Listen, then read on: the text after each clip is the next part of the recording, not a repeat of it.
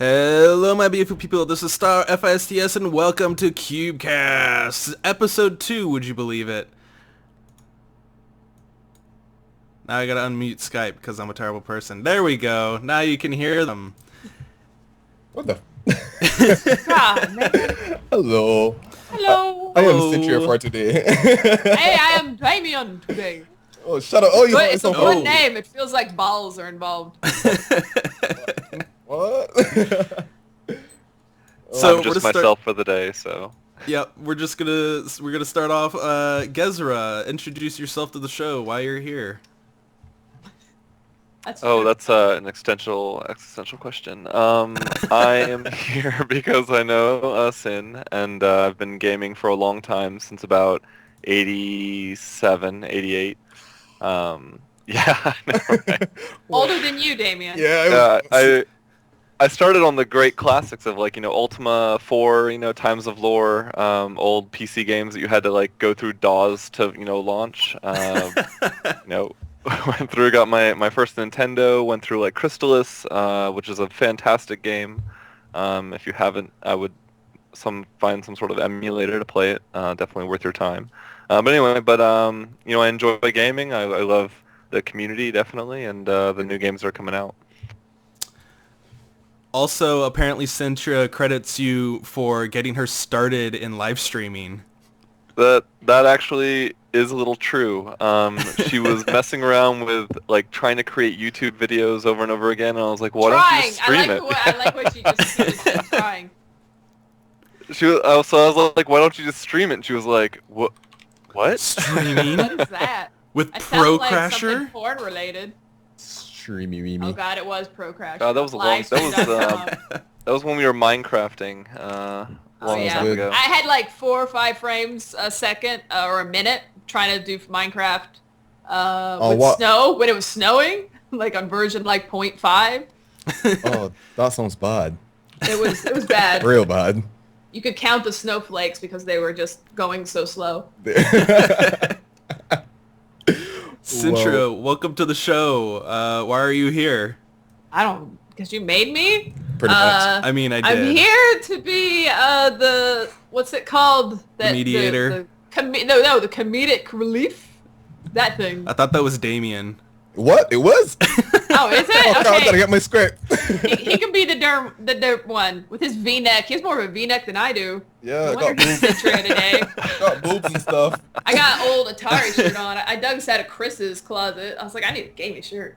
I have I have an Assassin's Creed shirt, but I don't like it. Ghezra is the knowledge, Cintra is the female, and Damien's the comedic value. I'm talking about I'm glad you didn't say token, because that would have gone a completely different direction.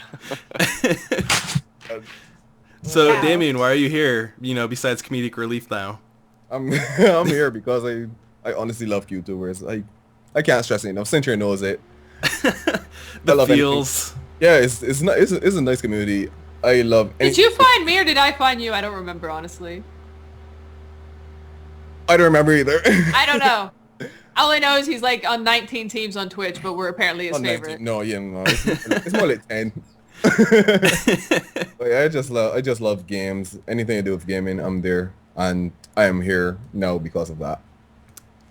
I thought you only Cool. played Rainbow Six. No, it's just my favorite game right now. Okay. Just a bit. So today we're going to be talking about some of the games we're going to be playing. We're also going to be covering some topics like our indie weekend that just happened, a post-mortem as it was. We might be touching on the Vive is set to come out in April at $7.99. And Vive? maybe if we get to it, the YouTube drama train that just seems to never stop. That's true. Never stop. So, Gez, what have you been playing recently? XCOM 2 is probably the majority of my single-player time, and then Ark is my multiplayer time. So, what Also did you... been- Is Ark got dinosaurs? I think that's what I Yeah, heard. Yeah. Ark That's has Ark. dinosaurs. It's kind of like its whole shtick is dinosaurs.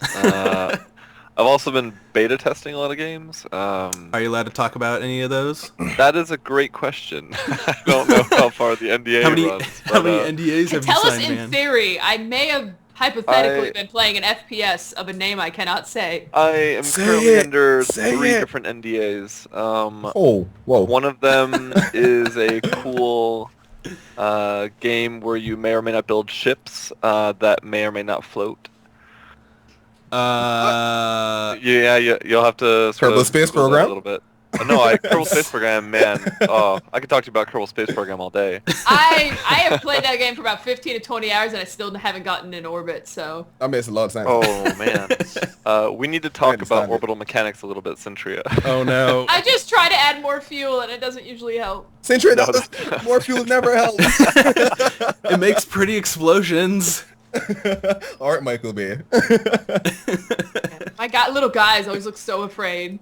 Of course they are. Saint God. So you've been playing XCOM recently. What do you think of that? So it's actually really good. So, coming from my age, I started playing the original XCOM back in '94, I think, when it first came out, and it was like one of the best, tactical games, the only tactical game really that was out at the time. This is pre, Final Fantasy Tactics, pre, all those kinds of games.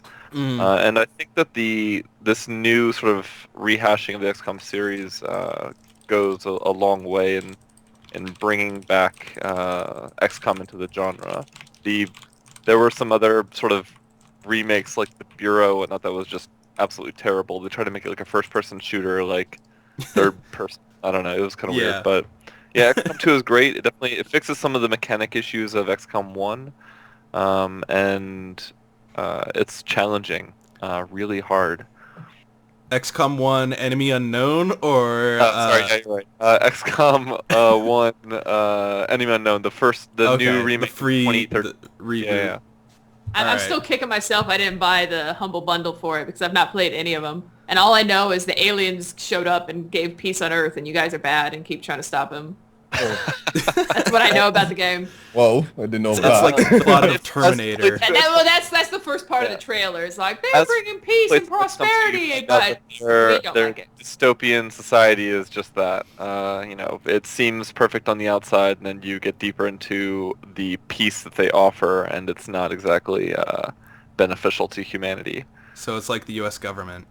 Well, there's some, I wish I could think of the movie. There's some movie where everyone has to take a pill, like it's legally required, and makes your emotions go away, and it's how they keep Equilibrium. Society. That's it. Equilibrium. That movie was weird. It was amazing. He was like reading poetry. He's like, poetry, just feelings I've never had, and then he shoots him because he was reading poetry, and it was like against the law. It was against a lot of feelings. Gun kata after watching that movie. Oh yeah, we did. Yeah, we did. Amazing. How far have you gotten in XCOM 2? Like, how many hours-ish?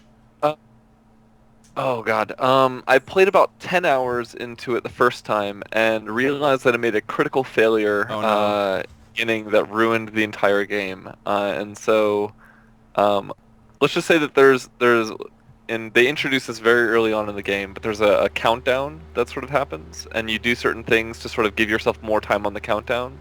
Well, if you make a choice in design of where you're going to go in the beginning, and it's not in the line where they wanted you to go, you have no way of reducing the countdown, and it counts down and you lose.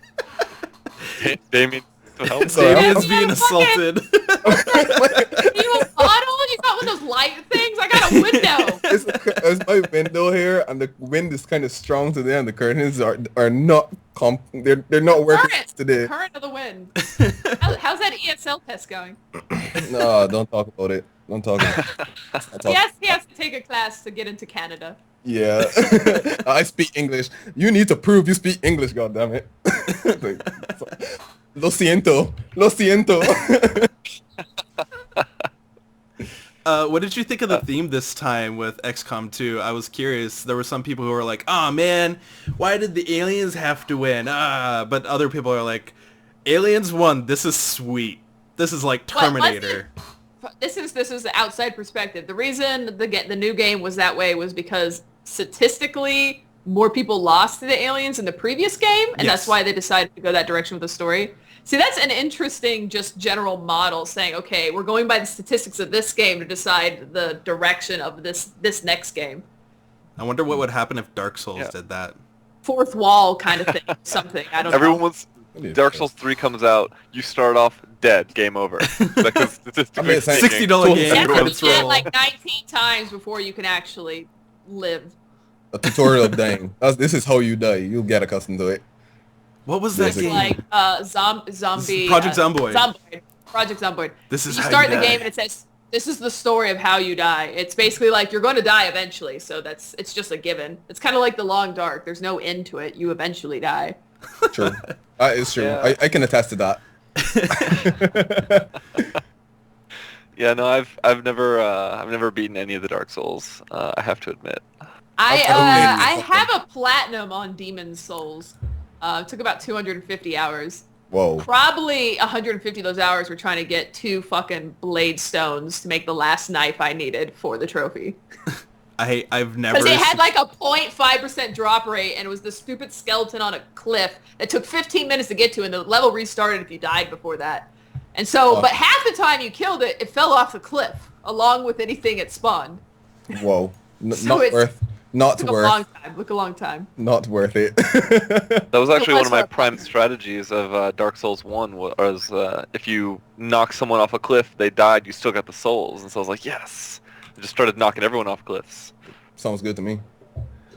I Sounds still weird. haven't done anything in Dark Souls. I can't get... So, you know in Dark Souls 2, when you go up to the old ladies, they're like, oh man, you're gonna die. And then you go down the path to the right-hand side, and there's that stupid little monster there. I still haven't beat that thing. Oh. I gave up on that. I couldn't handle it, man. I know nothing. I've never played any Demon Souls, any Dark Souls in my life. I'm a poor excuse for a gamer.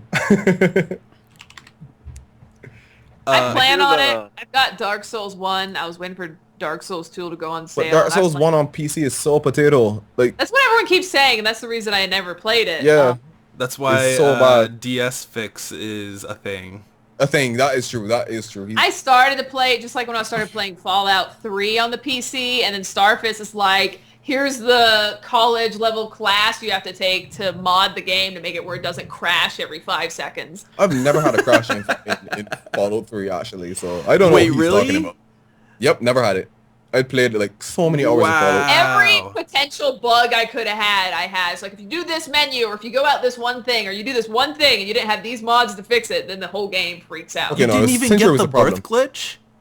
The what? The birth glitch, where No. where the game starts, you're going through the first cutscene, and you hear a crying baby, and it's just a crying baby sound on loop, and the game doesn't start. No, I didn't know sir. Fallout 4 was a horror game.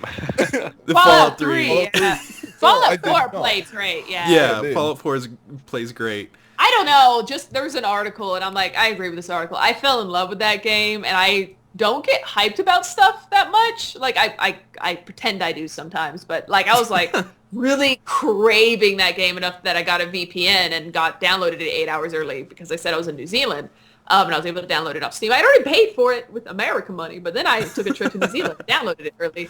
And I was just like, oh, and it was like 40 or 50 hours in, and all I had done is settlements. Like, I had like every settlement in the game. I didn't care about The any of the streams quests. were Like, unwatchable. and then it was just like, and I've only gotten halfway through the story, and then I was just like, suddenly it was just like, what have I been doing with my life?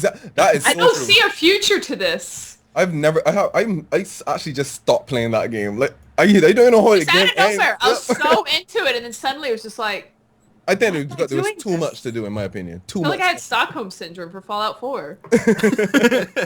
I think it also has to do with Rainbow Six Siege coming out a week later also, but that's beside the point. I still don't have the last operator. I need Frosty. Frosty. His name's Forrest. Frosty.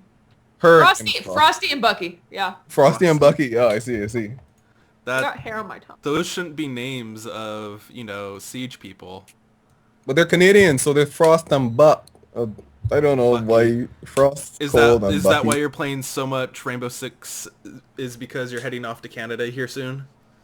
Actually, I'm trying to acclimatize myself to that, I guess.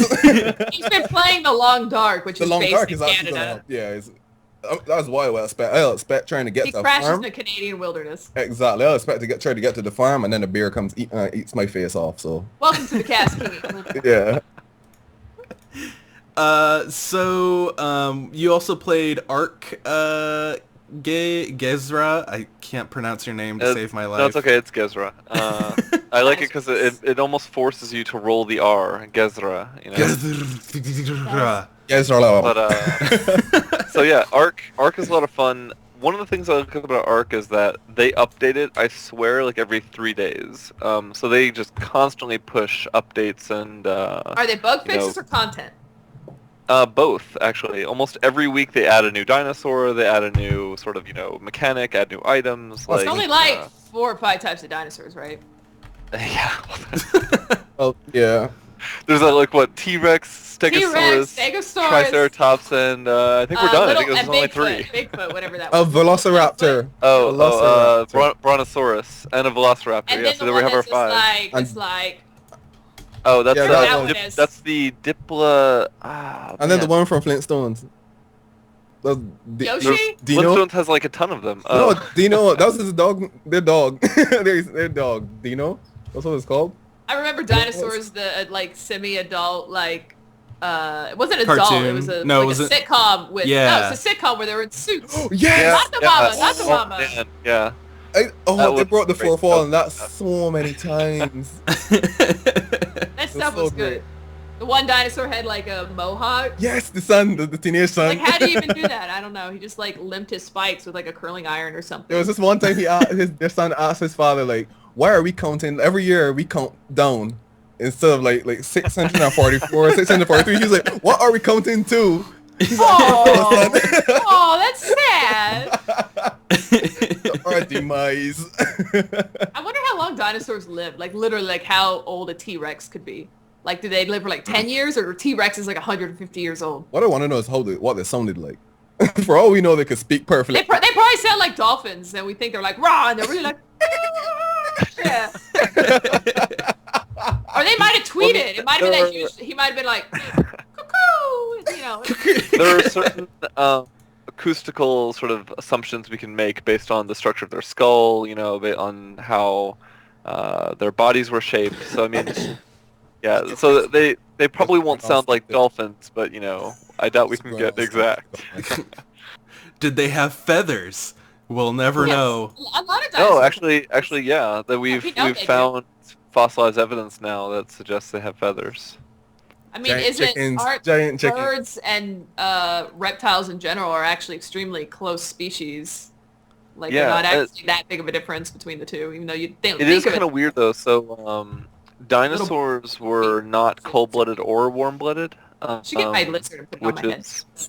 Yeah, which is a big jump for a lot of people because they were meso-blooded. Warm-blooded? Well, sort of. They basically existed because they exist in a very different atmosphere than we exist in now. There was a lot more oxygen. Would you be able to breathe in the old atmosphere?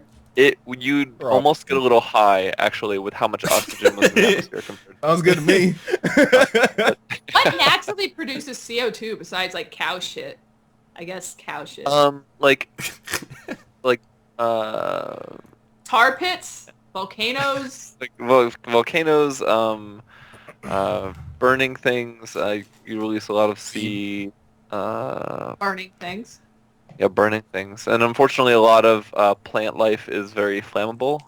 So it sort of forces that kind of burning shit. See, this is why you're here. You're the intelligence that keeps us in line. I don't remember what you actually do now, but I just told him you were a nuclear chemist. It just sounded right. No, I was actually a nuclear reactor operator. Okay. I maintained the nuclear reactors on ships, and then I finished up my physics degree and my math degree, and worked in my master's of physics. And then I'm now weirdly a cloud engineer with Amazon Web Services. I manage cloud computing for Netflix, Reddit, etc. that uses Amazon Web Services. So here's a question: why does Amazon's Reddit always go down? And that stuff. Why does Reddit always go down? Come on, answer that. Why does Reddit always go down? because people are people. I don't know. Are gone wild. That's why.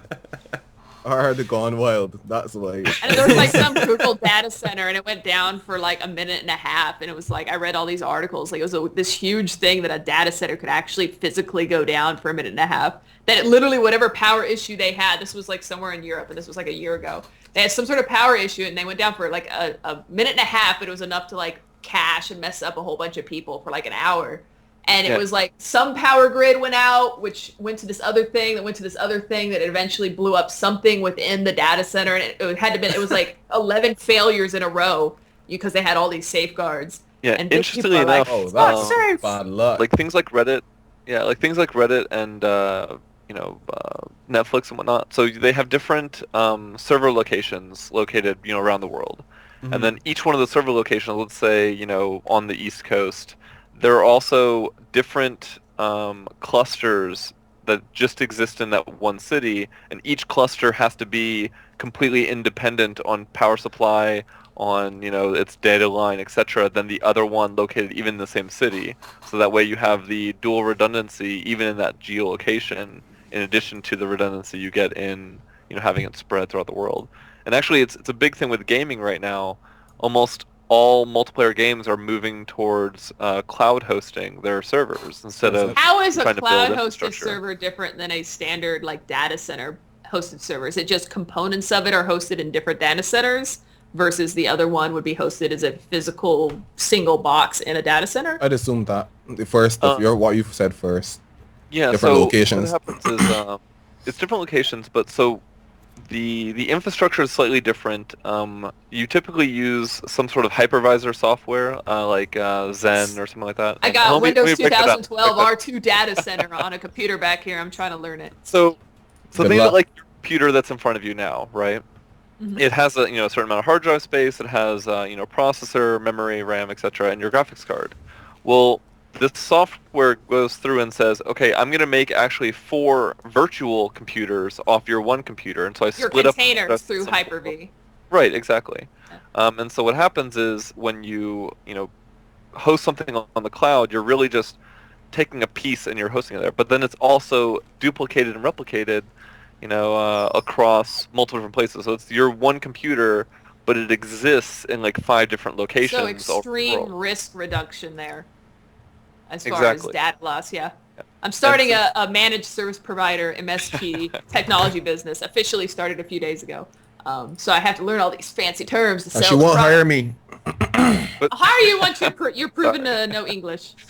so the good news is that it's good news for the players, because when we have these ultra redundant servers, but also really cheap, because you don't have to buy your game computer. You're only like basically renting resources on like a large server farm that AWS manages. Are you going to have less desyncing issues because there's going to be more locations that offer connection? So somebody so somebody connecting way over like New Zealand and me connecting here in Dallas, if they were both connecting to local sections of that shared cloud server, they would have the same ping because they were connecting to whichever one was closer. Exactly. Simple. And That's so awesome. each data center or each video game server, if you will, is also each data center communicates with each other data center through fiber. So you connect to your Texas location, which also has Transatlantic cables, copied. trans-Pacific cables. So let's say Damien has a file, right, and he wants to share it to both. He's on an island, so he's I'm on a an good island, so I'm the example. perfect person. Yeah. So it replicates that file to Texas and to Alaska and to Russia.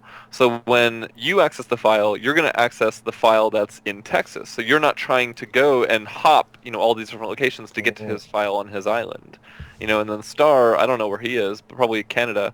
And then I mean, sure, why not? Close. I think he's actually around where you are. He might be in the same state. oh, Remote, Seattle, right? yeah. Somewhere around there. Yeah. I'm in Seattle now. I made the big jump to the West Coast again. As long as But- you're not I anywhere in regret the living south, in get away Seattle, from man. here. No, here I need to leave. Get away And from either go to America. Mexico or go up. I don't know. So yeah, like new games, like I said, almost every new game that has multiplayer servers are running it through some sort of cloud hosting, whether it's AWS or Azure, I think, which is the Microsoft one, etc. Because they don't have to then build their own server infrastructure and have to worry about all the connectivity issues. They can just outsource that problem, which saves them money, and they can then use that money for more development, more programmers, more art people, etc. Instead of having to worry about all that infrastructure. That's cool. That's so awesome. So why do we have to pay for season passes? That's what I want to know. That's you gotta play actually. cloud Let's talk hosting about that somehow. for a second. I hate the way that gaming is going right now. Let's discuss that. If this is a game, but it's not just gaming though. It's sort of the whole The market. internet. It's all software. They're going from They're renting physical, you own it, to renting or paying a subscriber fee. And now they're like seem like they're pushing games into that way, where it was DLC, but now it's season, which is similar, but it's not quite the same thing. It's assuming you have to pay a set amount for ongoing content. The technology industry is doing that too, and that's the reason I'm moving out of break fix home repairs into managed service providers, so people pay me a monthly fee versus just when You are part of the problem, Cynthia. I know it's not part of. It's the way that.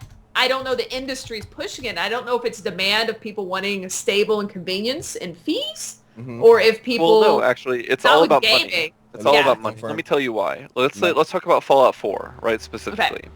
Okay. So you buy a season pass for Fallout 4. You don't get anything extra for your season pass. All you get is that if there's DLC that comes out in that next year, you get that DLC. Right? But if there was DLC regardless, you would still, be purchasing that DLC. And let's say there's development delay, or they, delay in the actual, production of it. Well, you still already paid your one-time flat fee, and in the subtext, they don't necessarily have to provide you any content during that year. You're only paying for the hope that one day they will produce DLC within that year. So it's like you're paying them money effectively for nothing. You know what I mean? It's almost like insurance. Except they're behind providing the content. Yeah. I do it because I'm lazy. It's just like the game will eventually remind me a lot of things are the way they are. Is lazy, convenience. Time is money. Yeah. Time is. I'd rather pay it now than pay it later. Buy more than I need in case I need it, kind of mentality. Stop pre-ordering things. Yeah. But that also leads me to a different thing in gaming that is becoming popular now, is this early release. Let's put out this game that we've only worked on for 2 weeks. I actually like early access. I love being part of the process. I like seeing things grow.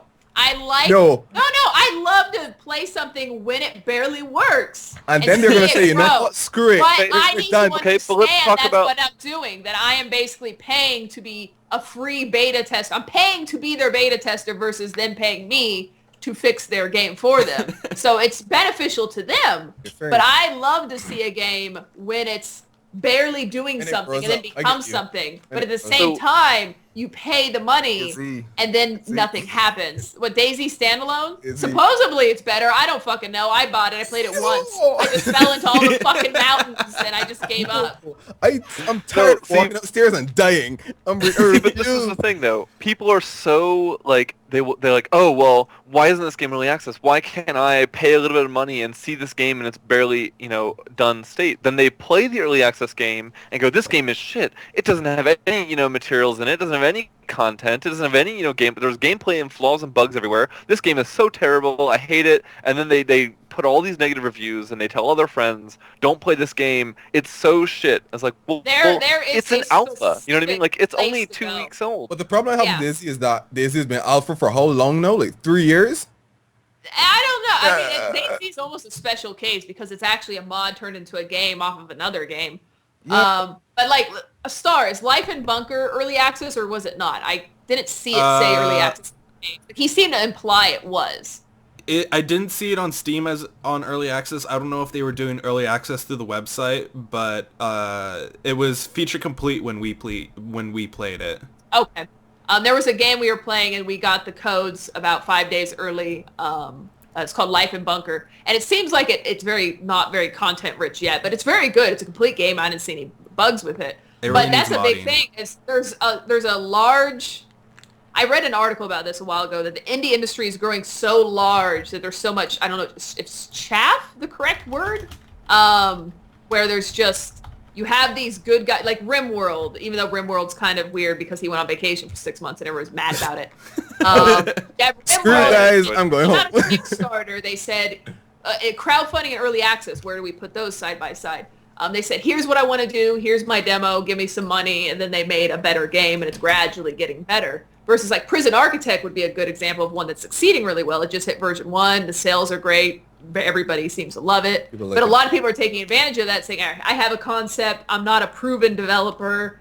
I'm just trying to make my dream come true. Give me some money. And then they never do anything with it. They have no obligation to do anything with it. So you're just stuck with a shitty game. And then that ruins the reputation of other games trying to do the same thing.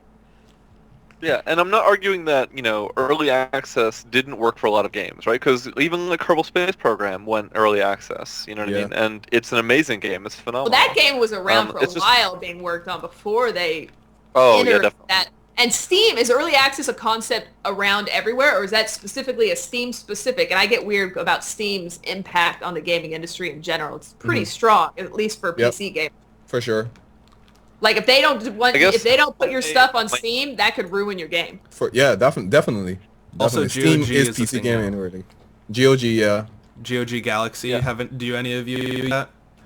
I haven't used this yet, but It's I love pretty the nice. people. CD Projekt Red is a god among men in developers, in my opinion. They really know how to treat their customers. Not high praise or anything, just... It's a god amongst men. I have an altar to him, actually, in my other room. I'm glad that my webcam isn't pointing at it. Just an ominous red glow and a CD in the middle. No, but so I guess to rephrase, my issue isn't with the developers, because the developers are meeting a demand that's felt from the community. And my issue is more with the community that specifically do early access to play the game early and not to test the game early. Like, they expect that their early access game is going to be a feature-complete gold launch of a video game, and then get really angry and distraught when it's not. I just wonder if that's the normal, though, or if just generally negative people tend to be the vocal people. Yeah, the squeaky wheel is the thing you hear. You don't hear all the other wheels that are rolling just fine. Right, but if we look at Steam, right, the squeaky wheel is how you judge games. If you look at a game and it's 37% community backed and like thousands of negative reviews with 100 positive reviews, you're gonna be like, I'm not even gonna give that game a time of day, because it probably has a lot of issues. Grass Simulator. Grass Simulator. What? That's a thing? Yeah, go on Steam. It's there. Grass. Like grass, watching not brass. Bro. Yeah. Oh my literally gosh, this is a watching thing. grass What the heck? It is. Yeah. I don't even know if it has positive or What's that negative game called? The reviews. game where you can farm. You play a farm. Farm you're a farmer. Simulator? No. It's an older game from Nintendo. On Nintendo, you play as a farmer. You can romance different people. Oh crap! The cute one? Yes. Harvest Moon. Yeah, that one. Just I watch played your a little grass bit of growing that. that one and do other things. Yeah, it was real time. That was a really Yeah. big thing because that was one of the first real time games. I love that game. It could have been a great pay to play. I mean, I don't know why they didn't do that to start with. But Nintendo's selfish. Not pay to play. If Nintendo's games were to come to PC, I'd be so happy. Oh, so happy. Like, I need Mario Kart on my PC. Legally. Mario Kart. Legally. Okay, that's a good stipulation. Oh my god. I don't know if you guys are watching the stream right now. We're running a grass simulator on it, and they just walked over a cow. This is an awful game. What the heck? What's the review ratings on it? I don't have it up. At the Ratings 400, and all of the ones on the front page are negative reviews with like less than an hour. And you also have to think that usually it's only like 1 out of every 10 or much greater than that leave a review. So for every one person that reviewed, at least 10 or 20 other people bought the game. That's kind of in my mind. Yeah. Maybe. I don't know. But I mean, that's one of those things though, like the Toast thing and the other like I am Toast. stupid sounding games. Sometimes those things become take off and get games. cult followings. Yeah. And sometimes they end up becoming shockingly Goat Simulator is good. amazing. Goat Purgatory. That's what I call it. Yeah, like Goat Simulator. No one probably would have thought, that sounds stupid. It's lol, it's funny. Why and would then, you like, want to be a ton of goat? people have it. Now it's just Yeah, like some my- meme generator game. No. Meme generator. Yeah, it is. It is. It is. You were saying something, Ghezra? Oh yeah, my girlfriend loves Goat Simulator. Like absolutely loves it. Would you call it a casual game? Uh, yeah, I would call it a casual game, definitely. Yes. Oh, Easy. that's making me think about labels now and what they mean nowadays. A casual. What I mean, you would Like call a a plays a casual lot casual. of- gamer, a hardcore gamer. She what plays a defines it? lot of games. She just so happens to like the Goat Simulator. I don't know. She just will sit there and laugh hysterically at it, at all the things you can do with his tongue, and I don't even know. It's just, I just sort of nod my head and move on. We did have someone play an hour, Ghezra. I don't know if you attended or knew about, but we had the indie weekend and we played 48 hours worth of indie games nonstop. Almost 48 different games. I think it was around 40. One person did play Goat Simulator, which is the first time I actually honestly watched it, and it seemed like Carmageddon plus Tony Hawk or something, like just shoved together. And I was just like, and the tongue thing, and then it was breaking the fourth wall, and I was like, it was just a big joke. Well, yeah, you could go into the building of the people making the game that you were currently playing. Whoa. And it was, I mean, I could see it was amusing and fun, but it's just like, I can't see myself putting 20, 30, 40 hours into it. I don't know. If you're into like getting high scores and stuff, I can see it though. And like if you play Tony Hawk, could you play Tony Hawk for 40 hours? No. Yes. I don't think I could either, but some people could. Yeah. I might have. Yeah, we're in the same boat. It seemed like I'm the just same saying, genre of games was. There were a limited selection of PlayStation 1 games, and at the beginning, I have and some. Tony Hawk Pro Skater, I'm just saying, like, was pretty fantastic. I had a GameCube. Tony Hawk back there somewhere. I was the And then I got- Dreamcast kid. Oh no! Oh no! Oh my Now that you God. mentioned Dreamcast, the Love Child, Sonic Adventure 2. Yeah, I like the my 3DS. roommate's playing through it was right my now. favorite system. Let me get my plane ticket right now. Oh, man. I'm coming to visit. He just beat the Sonic campaign, and he can't. Chow- he the gets Chow so Garden. mad. I put so many hours into the Chow Garden. Where's my Chow? I remember the first time my Chow died. Oh my god, I was scared as a kid. But then it comes back, it reincarnates like right away. I did not know that part. Oh Oh, Gigapets? no, Chow! What? No, oh, Chow! I don't know. Pets from Sonic Adventure Okay. 2 Yeah, it was so cute, so adorable. with I Big missed the that. cat. Nope. No. I had a Gigapet. I I had had one of those Furbies or whatever they were called. I had a Spanish Furby. My mom. I saw them on TV. I loved it. My mother said, you know what? But I I went just to Puerto I just have it like you're treating it bad. It's just like, Yeah, and yes, Ashley. Yeah. Buenos dias. I was like, I don't speak Spanish, you little thing.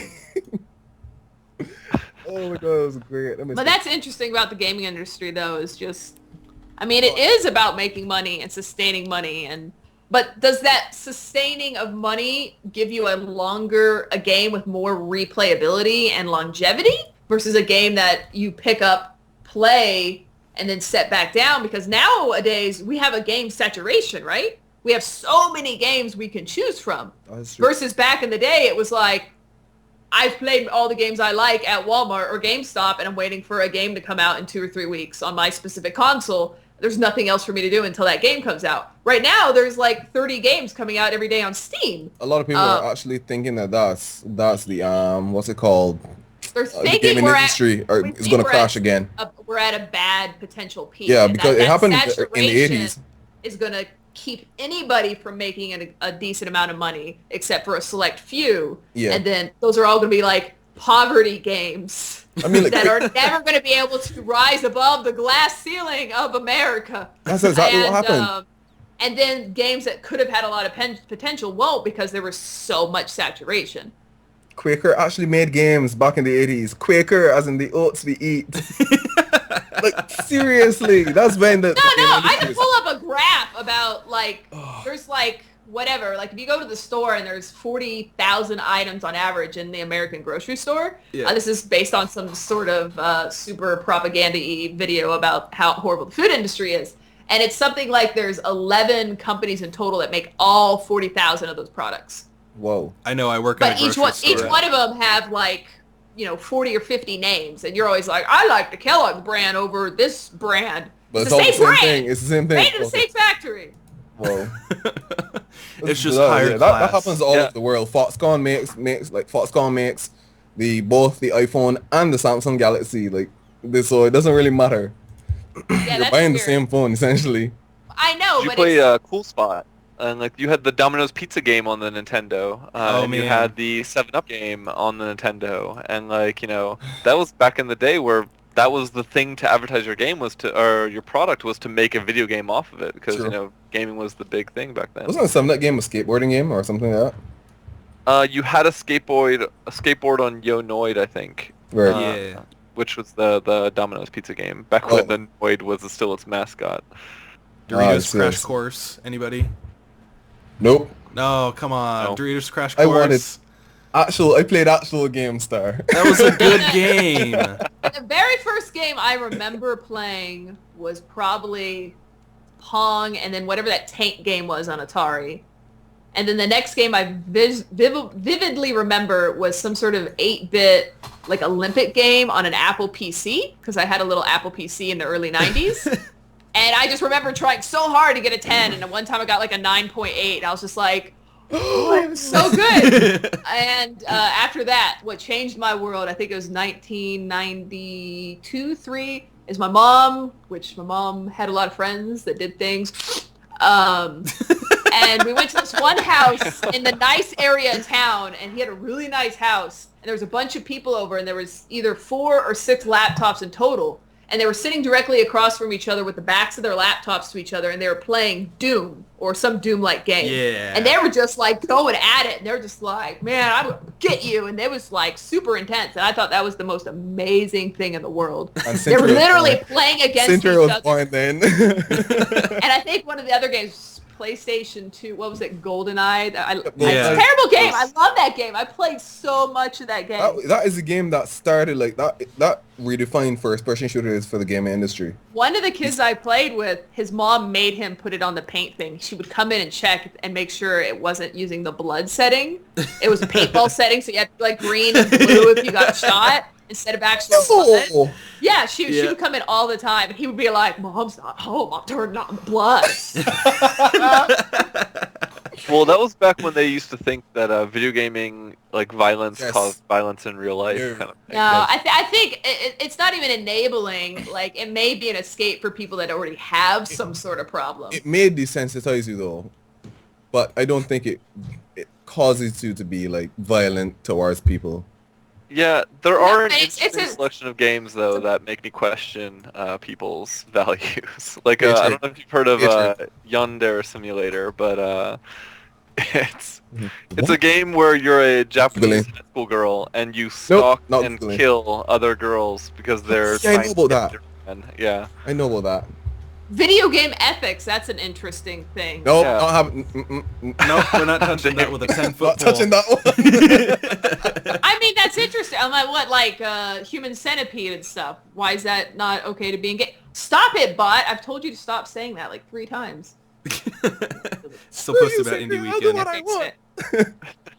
But I don't know. It's, you have all these movies that really push it. And I just actually I read an article in a play that I don't know where the play's happening, where the play depicts rape. It depicts torture. It depicts just a guy getting shoved down by some other guy, and he just starts, ripping his teeth out. And this isn't a play, but it's apparently really dramatic. And 11 people passed out, and over half the audience leaves every showing because it's that graphic.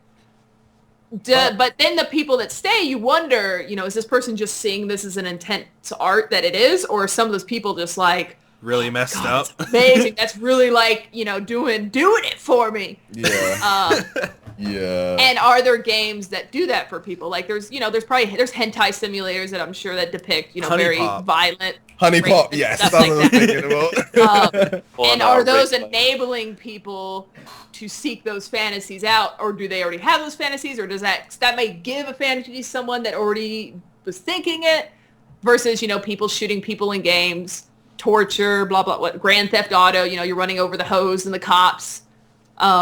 I had one kid Yes. try to give me $5 to tell his parents that he could buy a game when I worked at Movie Gallery, and it was like Grand Theft Auto 4 or something. And he was just like, his mom was asking me, literally, was just like, is this okay game for okay? Is this game okay for him? And she was looking at the games. He was just like, this is 100% serious. It's like 12 or 13-year-olds is like, I'll give you $12 or $13 if you tell her it's yes. Or something like that. And he literally had money that he was going to give me. And I don't know if he was, what was it? He was supposed to give me that money. He tried to buy a going to use that money to have his mom buy it. At 11 he tried to buy a prostitute. And I always feel so bad because I'm just like, dude, I'm on your side, But I'm not. And I'm just like, man, you probably should have bought this for him. And I list all the stuff off that's in it. She's like, how do you know? It doesn't say that on there. Because it was like literally just like a picture of the front cover, like in a little clip thing. It was a rent place. And we were selling the old games. And I was just like, I've played it before. You played that? You say that's all in it? Yes. But I am not 12. And the First kid week of things. just died that day. That's a different thing. You can have 12-year-olds that can look at it entirely as a median and game, and they're just playing a game. And they know it's crazy. But then you can have 30-year-olds that are just like, I wish I could do this in the real world. Yeah. My dad used to drive around saying, if we ever see your mom, point her out, because if I hit her, she's worth 50 points. Because my dad did not like my mom very much. Though I don't think he ever would have done that. But he would always say that. He would say stuff was like, oh, there's a girl with her dog. That's 10 points. He never hit anybody, obviously. Yeah, he just made jokes. I'd make jokes like that. But there's Chihuahuas so many, are 50. and that's talking about like rape culture, and I don't know why I keep going back to that, but I watched the video. There's just a point where, 100% is not okay, and then it's just a joke, and then it's just people saying stuff. But then there's going to be the people that grew up in that take it to heart and be like, this is okay, I can do these things. I've shot 1 billion people in this game, potentially. Maybe they already were telling themselves it was okay, and that somehow justifies it to them. But I don't think a game teaches people to be violent. No, I don't think so. Let's go back to gaming. Since you're It's okay. It was my fault. There's a few games. Look, Heavy Rain, and there was a few that kind of pushed it. Heavy Rain was amazing. I played Heavy Rain at least 7 or 8 times through. I played that game so many times. It was more watching a movie than playing a game, but it was really good. It was intense. Like, you're having to crawl through glass and make all these like crazy, like, let this guy die but save this person, and it was pretty intense. Who developed that? The same people that developed the game that her name was in? Beyond Two Souls? Beyond Two Souls. Heavy Rain. I don't know if it was the same person, Quantic but it was Dream. the same studio, maybe? Yeah, I think Quantic Dream, Beyond Two Souls also. It did both of them. Yeah, I haven't played that one yet. I think I heard it's trash. People say it's trash. Jason. I think because they tried to make it live up to the hype of Heavy Rain, so it was destined to fail. Heavy Rain was a great game, but it really was just kind of, what's it called when you have to press 2 different buttons? Quick time events. Quick time event, yeah. Yeah. Just like Resident Evil 4 is probably the game I've played from front to end the most, front to end. I probably played through that game at least 20 or 30 times because I thought Leon was the sexiest person I've ever met in a game. Okay. So hot! But I love that game. I think our definitions of hot are different. Well, no, then he showed up in Resident Evil 5 or 6, and it just looked like he got hit by a truck. 6, yeah. He looked rough. That game was trash, though. I never played it. I played through 5 a couple times. Stop making horror games action. That's my opinion. They tried to create a horror action game from that game, and no one liked it. I feel like action probably sells more suddenly, like a lot more people definitely. like action movies, but it maybe doesn't have as much of a long-term following or longevity because it's more like a quick fix or a instant gratification. I need my fix, It's the drug man. of the game I need industry. my fix, man. That's why there's a COD every year. I thought they were skipping a year. Weren't they no, that's Assassin's Creed. Yes, Assassin's Creed is Creed. Year. That game is milking it. I don't know what's going on Originally, there. it was supposed to be just Assassin's Creed 1 with Altair, then the second one with Ezio, and then the third one was going to be Desmond. And that was supposed I got tired of riding that fucking horse in the first one. I was just... That is true. No, that's true. That was bad. Plus, I was a platinum whore at the time, so I was just like, I had to keep going back to get that one little Hold on. article or flag. At the time? No, She stopped that, man. She got Yeah, into I the know early not as access an achievement games. Yeah, I'm more in Now early she's looking for access. Steam achievements. I mean, Steam achievements though, they feel so illegitimate because it's like They do, you got the thing that gets you the badges automatically. I mean, I've never used it. This is not me what I'm implying it means. And then there was but yeah, Steam achievements, they're so varied, and there's like one game that had like 200, or was it like 1,500 achievements, and some games have 1 or 2 or 3. Yeah, it's There was not a game regulated. that had like 1,500 achievements. I don't know what it was. that's when you take your that's when you take your controller and put it down, unplug it and put. Just put it down. Isn't that why Control. on the Xbox 360 you had a certain number of points that you could only put into your achievements? Yeah, there was 1,000 points per game in the Xbox 360, and that's I've it. never Like played so. a single game on an Xbox 360. Tales of Maj Ayal has over 1,200 achievements. I have no idea what this game is. Let's look this up. Tales of Maj. It sounds like the progress quest for Steam. Yeah, pick What do something you guys up. think of Steam? I think Steam badges are bullshit. I mean, I want to level up, but it's like the only way you can do it is to spend money on the marketplace, so they take a penny or two out of everything you do. It's like, well, you get 2 of the same badges all the time, so just sell one, and then you can get the one you need and finish your whatever. And it's just like, no matter what, Steam's getting a 1 or 2 cent cut, and then the more expensive ones, they're getting more than that. And it just is this weird, creepy money-making machine for them. Yeah, And it's Steam just actually, weird. the whole buying and selling of cards, like there's a whole sort of like stock market, marketplace for the buying and selling of little cards for the badges. Like, we're talking, and for each transaction they skim 2-3 cents per transaction.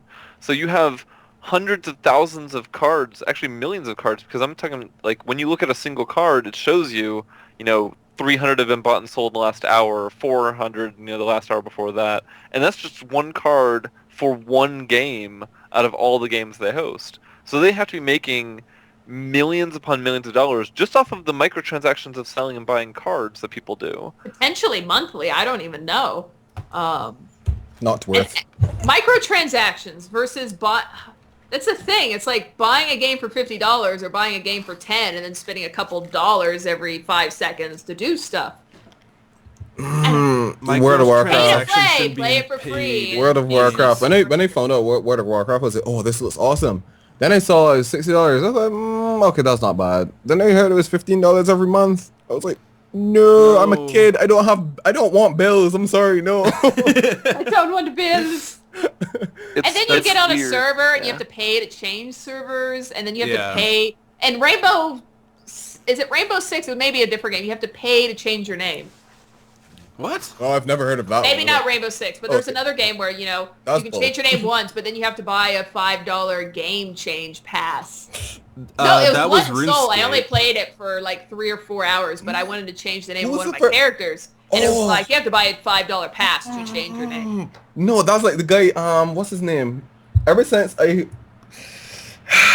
he worked for EA, Don Matrick? Is it him? Hold on. I think it's Don Matrick, but he wanted to charge people to...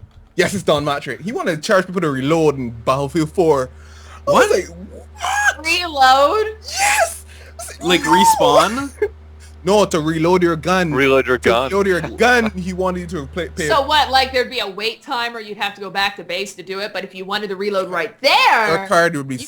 Your credit card would be in the system, and you hit your R key or your reload button on your controller, and it's like, I have a friend, it was an old boss actually, and their girlfriend actually, and she was a girl too. And she was just like, Christina, I know you know a lot about computers and technology and stuff. Do you have any idea what's going on my bill? And she was showing me her cell phone bill, and like every day there was a 50 cent or $1 charge, like almost $100 worth of these little charges. Is it Candy Crush? And it was Candy Crush. It was fucking Candy Crush. And I told her, I'm like, these are probably related to a game. And she's like, I know she plays the same game though. She's not buying a different game every day. She's like, she's buying things in the game. She's like, transactions. And of course, she didn't comprehend how that was possible. How do you buy something in a game? So they get you. It's a game. The game is its own thing. I'm like, no, it's game. There's a game in the game. Nope. Oh, that's just what's the name? The Ubisoft. They said that the Division is not going to have microtransactions in it, which I think is very good for you, given it's Ubisoft. I'll that's really believe it when I weird. see it. Yeah, Yeah. there's clubs and... Does it there's so have many- towers? Towers. What are towers? Towers? In every Didn't single Ubisoft game, they microtransactions have started towers. in, what, Korea? What? I think microtransactions were kind of like an Asian gaming thing. Like they were big in like Really? 10, 15 years ago. They weren't really a lot of mainstream stuff, but there was a lot of, Yeah. I think, Asian style games and MMOs specifically, I think. And that's where a lot of microtransactions started, especially for items like Second Life and stuff like that. Mhm. Yeah. And then you just, you bought different hairdos or whatever. And there was people that made a living on Second Life making, items I remember and that. selling them inside of Second Life. I can't do it. I just can't believe in microtransactions or that or day one DLC. I can't understand it. It hurts. I don't mind if a game has cosmetic payments, but anything Yeah. that you pay to get somewhere quicker. Oh when no. you- No. When you have to play 20 hours to get this one thing, or you could pay the money and do it right away, versus also you pay for something like a ship in a game. You're the only one that can get that siege. Or that siege. You may mess me up. Or that ship. Star Citizen. Yeah. I don't even know what Star Citizen is. It's like It's an micro everything game. And auctions, Someone gave it to me on Twitter, Kickstarters, actually. and crowdfunding, but it's kind of a You have big Star deal Citizen now? Yeah, I have it. I wanted to play it, and this one guy, I was asking, I tweeted, What how do did I you get play? it? Did you fly around in your freaking hangar? I haven't played it as yet. I have it there. I'm waiting for it to go to There's beta. nothing to play. There's like an arena where you can like bump into each other. I don't think you can even do anything. So I had tweeted, Hey. how do I get the game? How will I be able to buy it? And someone tweeted at me saying, yo, you can get it from here. And then, I saw it was like 50 US. I was like, I don't want to spend that money right now because it's 1 to 2 in Barbados here. So 50 US would be 100 Barbados. So I said, no, I don't want to. dollar reduce. In the Barbados Dollaritos, Barbades, as my friend likes to call it. But he tweeted me a few days later and said, well, my girlfriend's about to have a kid in a few months and I'm in a really good mood. So here, have the game. I was like, What? thank you. So when that game comes out, I'm going to have it. What ship do you If get it with the comes base? out, that's the Emphasis, though. question. Yeah, If it comes out. when it comes That's out. true. If it comes out, when it comes out, and if it will be anything that was promised. They already have the 2 actors, Mark Hamill and That's the excuse I keep having. I know. They have It's this. so They already awesome. have this. They already have this. they made like how much? 70 million on it? In Kickstarter? 95 95, million right. last time I checked. That's ridiculous. Yeah, I Que have, makes a I good have point. multiple friends that have spent over $1,000 on that game. Que makes a good point. The Second Life structure of microtransactions is different than the structure of microtransactions that MMO games are Because using. they were going towards people in the game. No, It's an no. economy. Its own thing.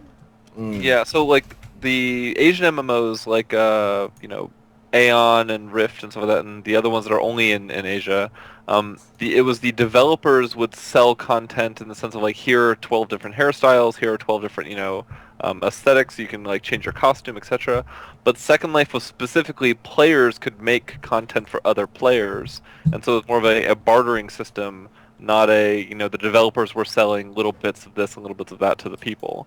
What you're seeing like WoW and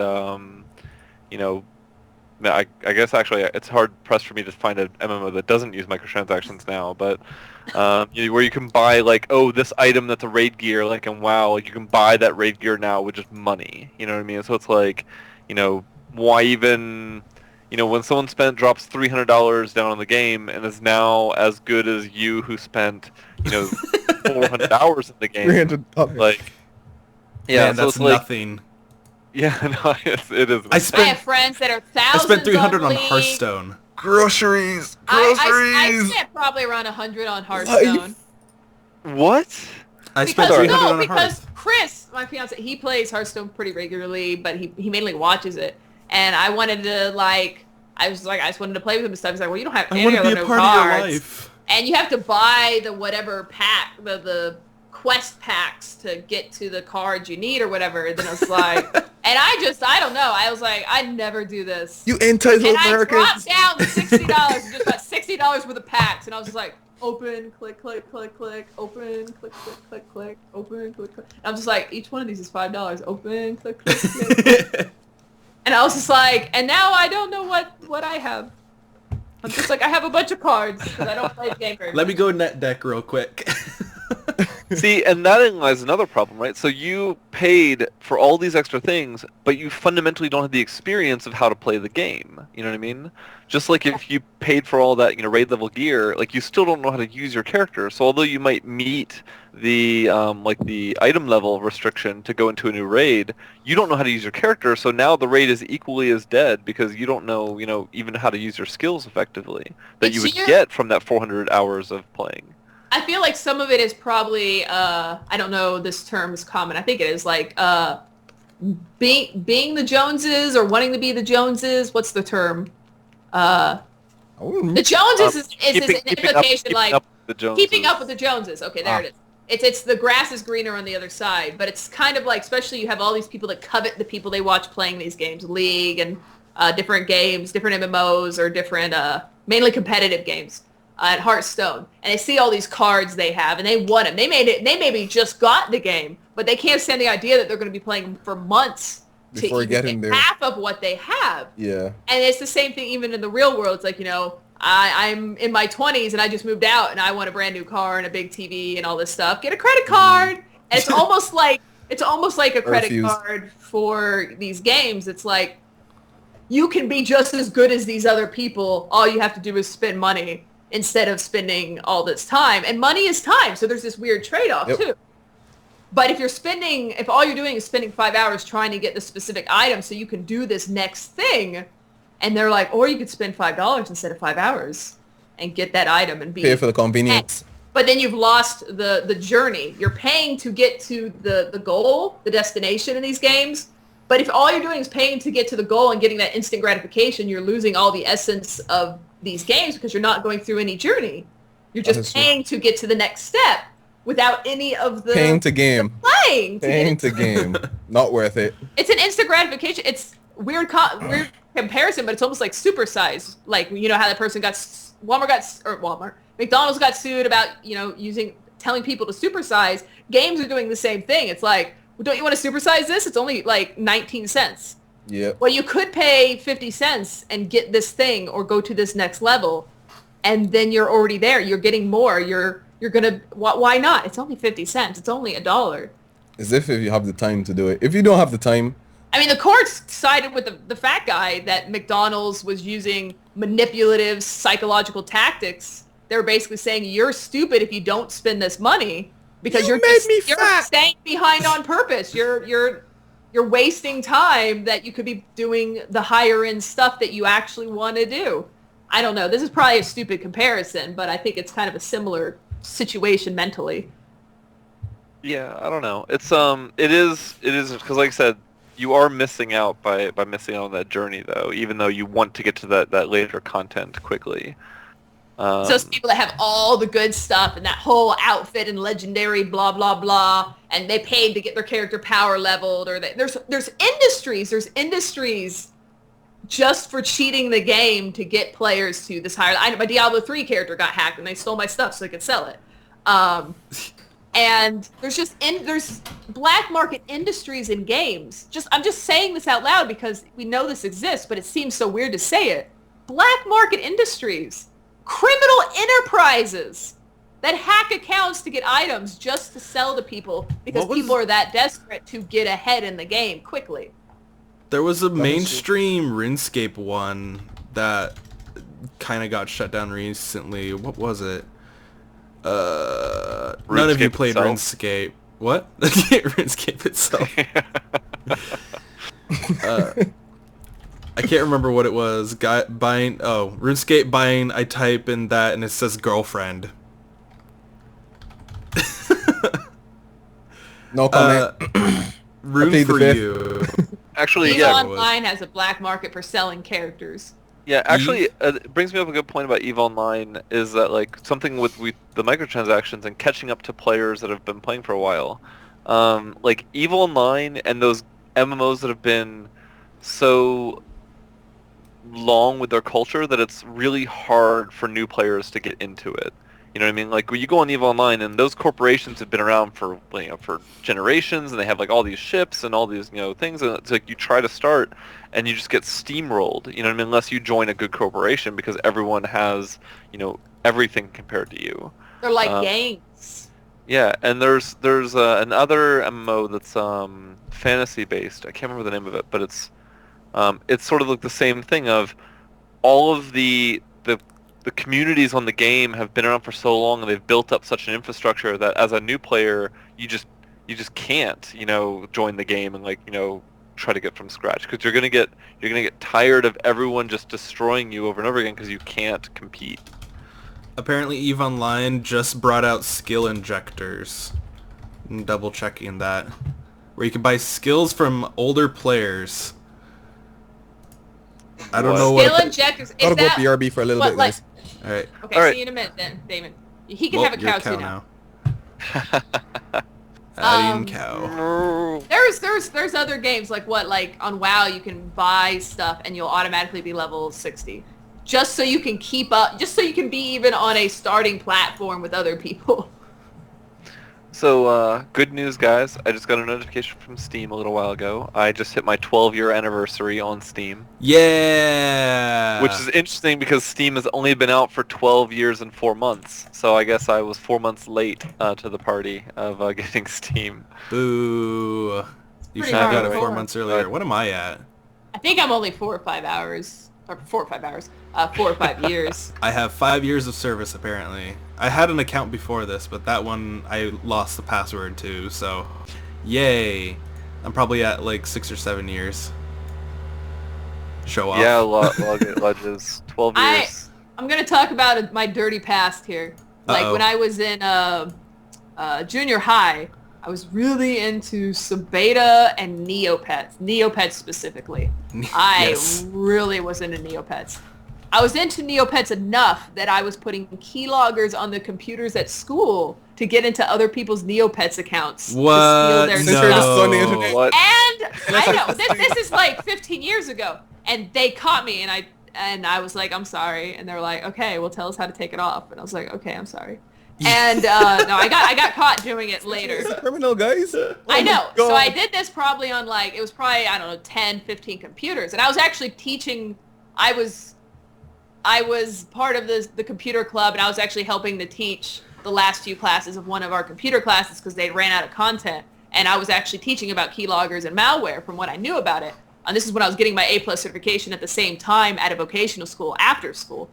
And that was when I thought about it, and I was like, and I got all their Neo points. But I was trying to, this actually led to a point. It wasn't just me saying how I'm a horrible person. I don't remember what it was now. I got distracted mentally. You're just a It horrible was person important now. though. No, it was leading to an important point, and I don't remember what it was. It made me so desperate to have those points. And those points just gave me such satisfaction, just being able to have more than everyone else. And it was such a horrible mentality. Yeah. That The shit internet like was that. a wild Shame west on back you. then. Wait, could Oh, you it was. trade points away on Neopets? Yeah. That's what I was leading to, is I would get their login information through these keyloggers, as well as see really creepy Facebook and email messages, and I'm like, I'm dealing Yeah. with some weird stuff being talked about by 12th graders. And I connected remotely to a friend's computer in Australia, and then used a Mule account to move all the points to, waited a few weeks to make sure it didn't get shut down, and then would move them to my main account. I mean, you gotta be careful, man. The Neo points just don't want to get caught I stealing think we should just make a Breaking Bad about Century. and, What the hell? but it just seemed that important. It really seemed that important because I really wanted to have all the Neo points. I wanted to have more than everyone else. I wanted to be able to show everyone that I was better. Look, I got all these Neo. It didn't matter that they were legitimate or not. I also stole a box of Girl Scout cookies once. That's the worst thing I've ever done in my life. It just keeps getting worse and worse. I unlocked a friend's back door. We were both 10 or 11. And their mom was like, okay, I'm going. Go to the neighbors and play. And we left. And I was like, well, I'll see you in a while. See you later. And she's like, okay. and I had unlocked her back door, and I went in, and she had just gotten a big box of Girl Scout cookies from orders, and I took one. And I hid it in the woods, and I was terrified for a month that I was going to go to jail. And I never went back for them. They just died in the snow. I feel like it's getting worse progressively as she tells more stories. Like, well, then I killed this guy and hit the body in a lake. I ditched the body in the woods, and I was so terrified to go back to bury it, I just left it there. Artist at a PC repair shop, and I got out of there before shit got really crazy. He was scamming people on eBay, and he sold a car on eBay, and this was just when I was leaving because stuff kept getting weirder, and he was selling Microsoft Office to businesses for $100 that were bootleg versions of it, and just worse and worse stuff. And I left there about a week or two before he disappeared from town, and he had sold, and I knew these clients, he had sold a car on eBay because he had an eBay selling component to the business. And I worked for this business for 2 years, and he bought it out from this other guy who suddenly left town, and apparently he had blackmailed him to sell him the company, and I found that out later. He sold the car, he got the money from the person buying it, he got the car from the person selling it, and he left town with the car and the money. Never to be seen from again. And supposedly he died a week later somewhere, but his wife flew out of Canada a few days later back to like Poland where she was from. And supposedly we think yeah. Why Texas? So it's okay. There's statute of limitations. So you know. But no, and I was just like, what happens to every town you live in?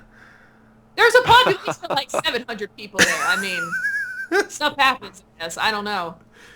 There were 698 when Sin left. That pushed me out of computer stuff for 3 or 4 years because I was traumatized by it. I thought for months that I was going to go to jail. He was going to come back and get me because I told the cops were like, what was going on? I'm like, I don't know. He was doing weird stuff on eBay, and I left, so I don't know what was going on. I didn't want to. That's why. And they're like, okay, and I was like, he's going to come kill me. I'm just going to wake up one day and be dead. Watch, he's still out there, man.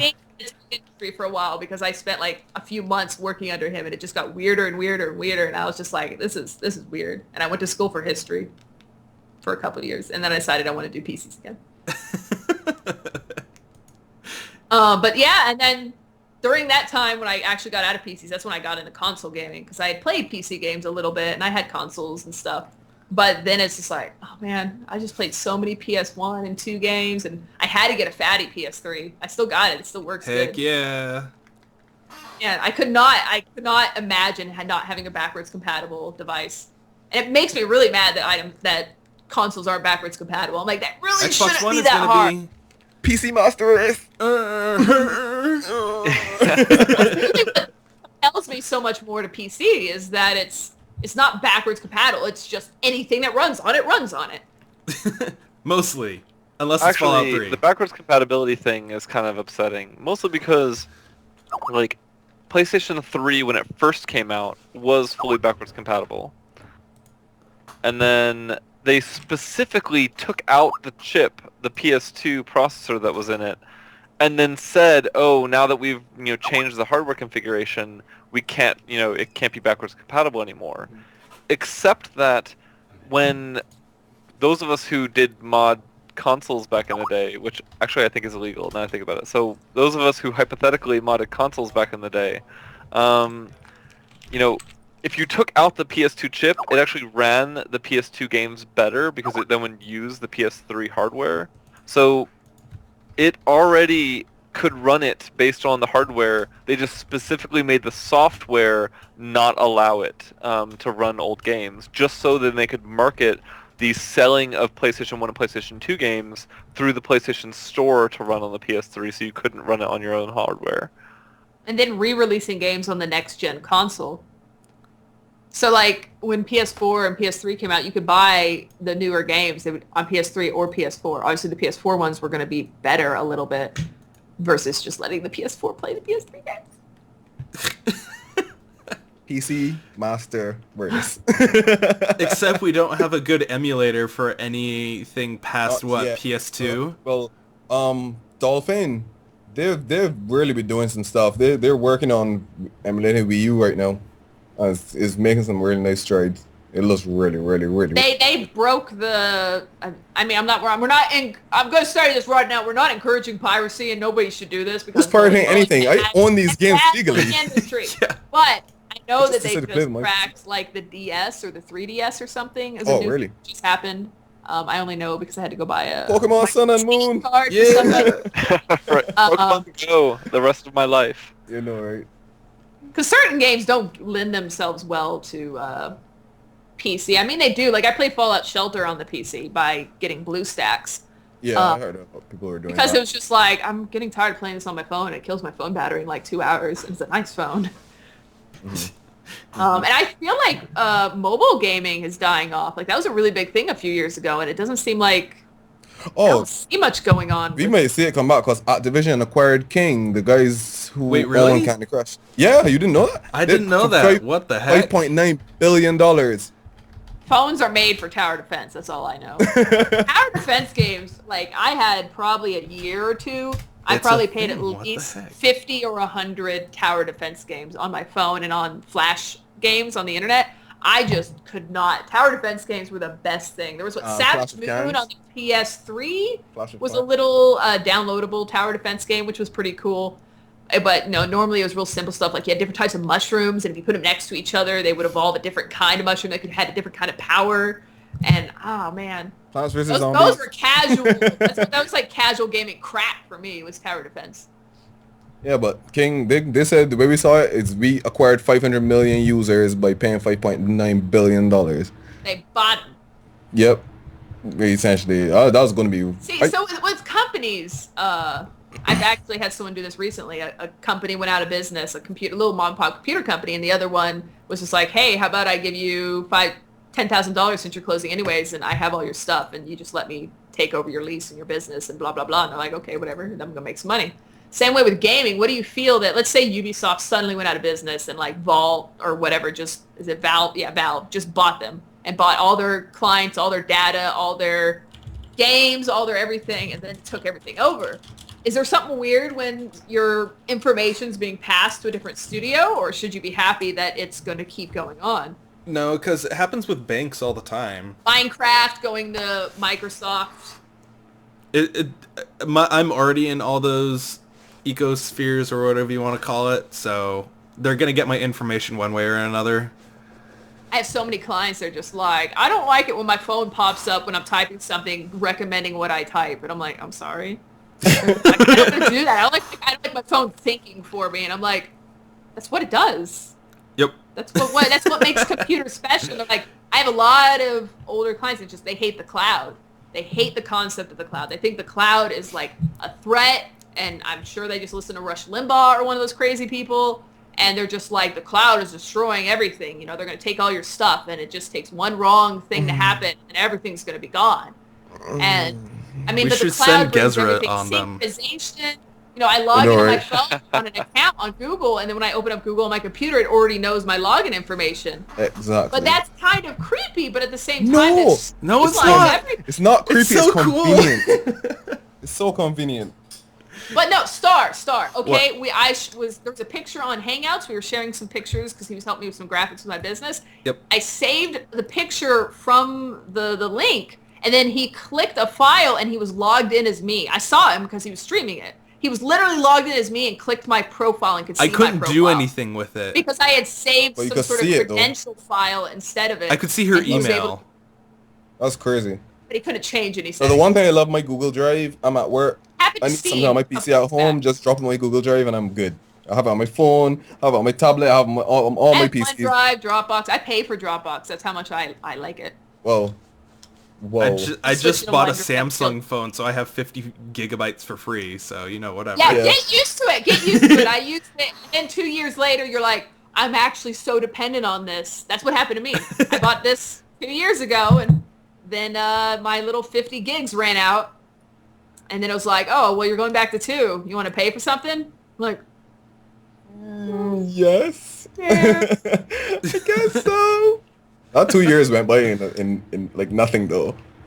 Oh, whoa. I am worried about the gaming industry, though. I mean, I really like indie games, and I like that we have not a marketplace, but a culture that people can make games and put them out there. kind of like artists and musicians that, you know, back in what, the 90s, 80s or whatever before, I'm thinking Straight Outta Compton or something.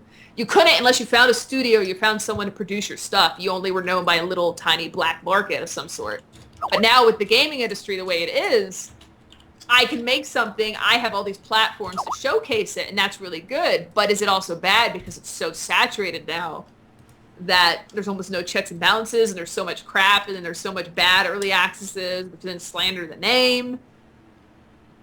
But, and then there's AAA games that are getting Kickstarters to start games. Shenmue 3, which makes no sense. They're owned by PlayStation. It makes no sense. Like, they own the game, but they're like, we don't want to give you any money, particularly if we know you can just make money by posting on Kickstarter. There is a possibility you will suck. So we don't want to make that investment. Oh my god. Oh, it hurts me so much. Oh my god. But that's the thing is, you know, some of that crap, some people may be making crap like clones specifically to make some money. Like, my goal is to make this in 3 weeks as fast as I can, put it out there, make a bunch of promises, take home a paycheck, and then forget it ever existed. Yep. But I would assume most of the crap are honestly people trying their best and just not, you know, rising above everybody else. They're not putting out crap on purpose. It's just the best they can do. And a lot of people start out crappy and they improve over time. But especially if they start out crappy and they enter early access and then they're just slammed with all this negativity that Ghezra was talking about, then they may never become the next Albert Einstein of PC gaming. I don't know. Well, at least I've seen Shenmue 3. They put out some screenshots recently of what the game looks like. It looks really, really, really good for all the money that they got from us poor, unsuspecting customers. I must say, it looks really nice. Really, really nice. Oh, I thought you meant Shenmue the Whale.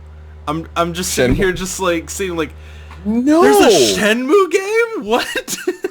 I bet there is. Shamu. That's what you're thinking about, Shamu. No, it's like that was like Free Willy. They wouldn't have passed to make that game. Let's not think about that. Let's not think about what that could possibly be. But have you never heard of the movie Free Willy? I have. It's literally a kid. Okay, he doesn't know. He's from an island, I guess. Of course I have. What? Oh, I don't know. Everybody's heard of Free Willy. And he had Willy. a bent fin, which they found out meant the whale was sad. Yeah. Like, whales in captivity are always sad, Sin. Sure, because they're social animals and they need stimulation and like space and they're just a little bow. Oh, they're terrible. Poor little Oka. Oka? And they're too smart for it. That's the thing. You put a little fish in there or whatever, it's fine. But I mean, the more intelligent you have, probably the more stressful those situations are. Yep. So back to gaming. Yeah, I know. So, keep going. Okay. Star's supposed to be moderating this. I'm trying to moderate, but I keep getting interrupted. So Sin, what games are you playing at the moment? Yeah. Life in Bunker, RimWorld, Dwarf Fortress, Rainbow Siege, The Long Dark. We've both RimWorld and Dwarf Fortress. Go. RimWorld and Dwarf Fortress. How do you like/don't like the ability of RimWorld to go to different Y levels? I think Star, aren't they talking about that? Yeah, they're going to be putting it in, fingers crossed, in the next update. They didn't mention sea levels in the next update. They mentioned that in a future No, it's on the website right now. They're like things we hope to do with the game, and apparently rumor has it that the next update will be the last update to the game because it's been 6 months and he has a team working on it in the background. Is that a rumor or is there anything that's implied? That's what it was saying on. That's what the people were saying on the subreddit. So, I mean, whatever. Unless he's got maybe he's got another project. I can't imagine how stressful it is. Imagine you have a game and you raise $1 million. Maybe you plan on raising like 10. And you had this little concept you wanted to do, and then suddenly it's this all-encompassing thing. I mean, that's got to be not everyone can deal with that. But going back to that, I love Dwarf Fortress. Z levels, I like to see everything on the same level, but at the same time, I like to be able to have different things on different levels. Yeah, but and RimWorld doesn't give itself to being as large as Dwarf Fortress. Because it's but really I feel like difficult to it's get more than missing out from that too, because you play for about an hour, right? And then you've already mined out like everywhere that has metal, you've already gotten all the resources that you can physically get. You know? I Yeah, am but then you have to currently trade. I'm using the SK Hardcore Hardcore. pack, which offers the research tree is about 100 times more deep in this mod pack. And you research to the point that you have like drilling things and you can find specific special patches with things So, that detect but stuff that's that then modding the get more original ore. game, Yes. right? So like, you know, yeah, it's like Minecraft. You know, modded Minecraft goes so deep that, you know, it's a whole new game compared to normal Minecraft. You know, when you have, you know, Feed the Beast, which has, you know, hundreds and hundreds of mods which add quarries and other dimensions and like, you know, like whole array of bosses, like it's, you know, completely different game. But, you know, when we're talking about RimWorld itself, right? I feel like that it's, you know, two-dimensional It's sort of unfair to aspects. base the game on the success of the modding community. Real quick, we need to say bye to Damien. He's Yeah. got to I gotta pick up go, his- guys. Thank you for having me. It was awesome. I hope to be in the next one. All Hopefully. right, you have fun. Alright, I'll just be out of here. Thanks for everyone for... Have a See ya. coconut. Bye. I'm gonna Bye. live on his island. You can switch. You can trade places if you want. I'll run You off can live it. in conservative Texas. Go ahead. Alright. Okay. Okay, See you later. bye-bye. Bye. Bye. I don't know. Like, I mean, RimWorld, I probably had, I don't know, 50 or 100 hours before I ever got into modding because I kind of am a purist. I really enjoy playing a game until I played it into the ground without modding. Though I can't play Dwarf Fortress without modding. Not modding to add content, modding hold to on. make it where it's playable. Which mods do you mean in particular? Because I play Dwarf Fortress lazy noob without pack. modding. The lazy Oh, noob. okay. So it so- offers a texture pack and it offers a little kind of a hack screen so you can make sure a map has certain items before you spend 20 hours trying to see if they have those resources.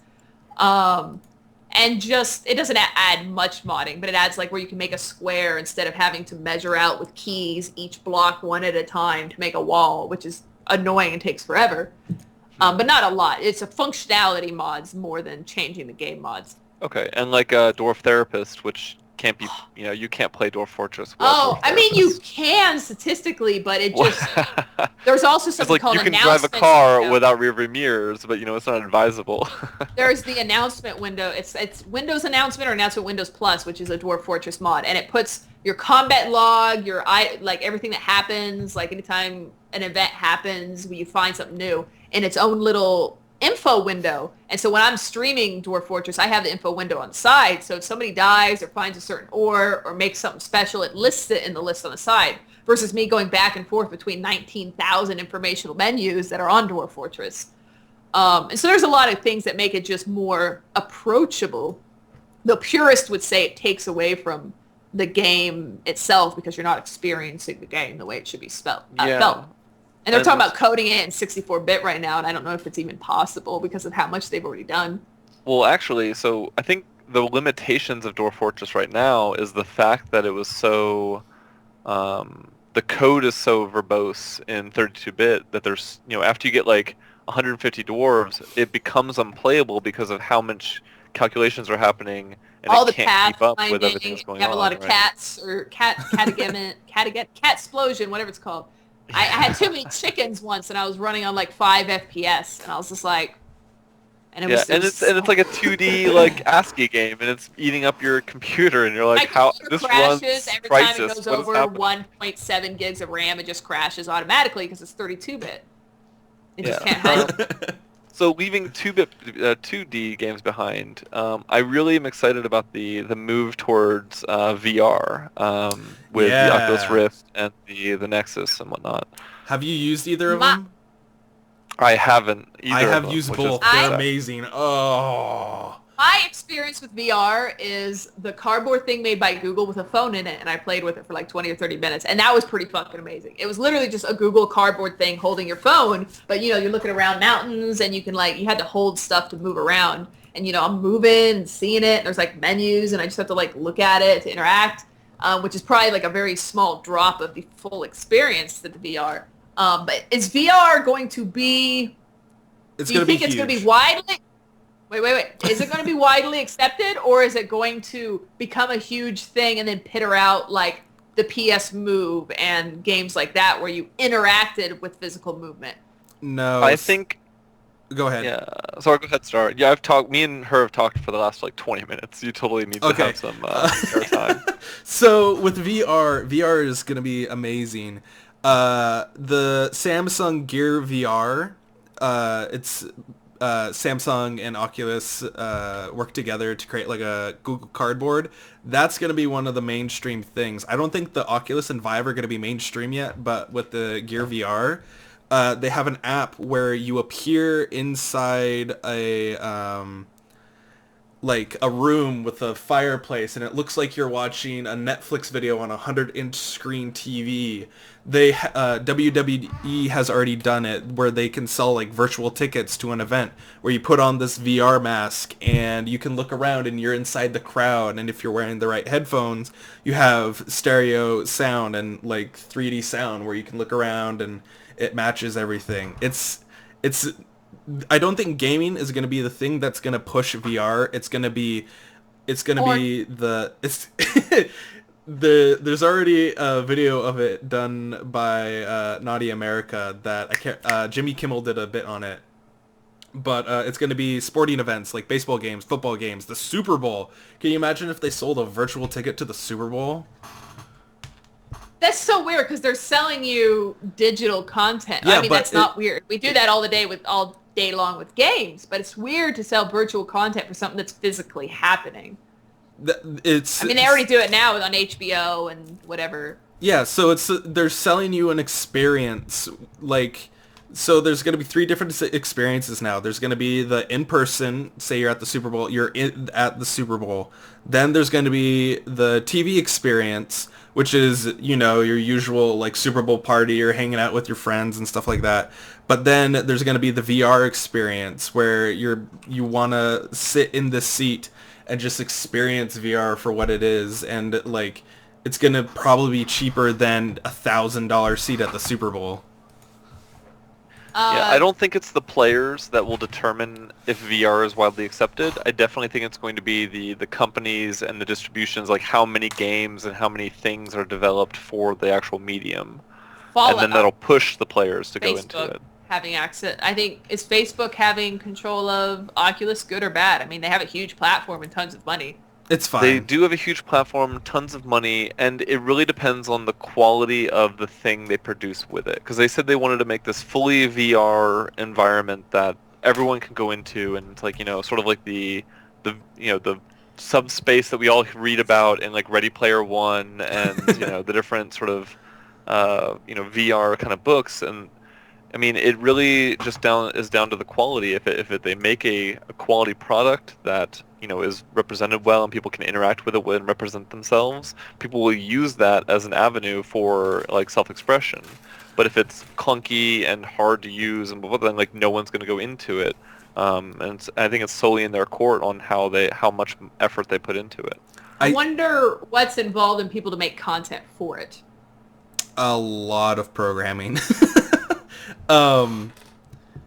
But to bring up a different point, Facebook is pushing really hard with video right now. If you guys don't go on Facebook a lot, I see recipes a lot on there now. Yeah, lots of recipes, just short videos. Oh yeah, recipes. And they don't allow you to share their content outside of Facebook. You hit share, you don't even get the option because it's like I want to post videos on there. I want to share a video on another platform of a video on Facebook. They don't let you. They're trying to keep everything inside of their environment. Their little bubble.